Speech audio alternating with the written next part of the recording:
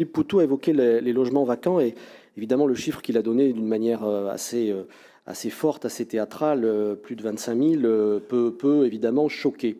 Mais je crois qu'il faut prendre toute l'étude de la Urba, cher Philippe. D'abord, ramener au parc total, c'est 6,1%.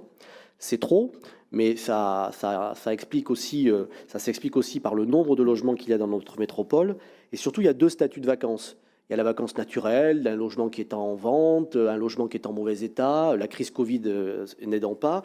Et en réalité, on se rend compte que dans la métropole, dans la même étude, on nous explique qu'il y a seulement 5 186 logements vacants depuis plus de 2 ans, c'est-à-dire la vacance structurelle qui effectivement pourrait être sans doute reconvertie quand il n'y a pas de péril, quand il n'y a pas de difficultés type succession, indivision, pourrait être remise sur le marché.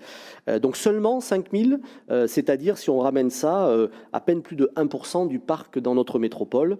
Et quand on regarde l'évolution de la vacance ces dernières années, elle a plutôt un petit peu diminué, sans doute parce que nous sommes déjà très proches du seuil structurel, du seuil qui dans tous les territoires existe, et sans doute aussi parce que ça paraît difficile d'être à la fois un territoire en tension et en même temps un territoire où il y a beaucoup de vacances. Je sais que cette idée a été popularisée, mais la vérité, c'est que nous avons un taux de vacances assez bas. On peut agir dessus, je ne dis pas qu'il ne faut pas le faire naturellement, mais les efforts qu'on va déployer là ne seront jamais suffisants et il faudra bien évidemment continuer de construire.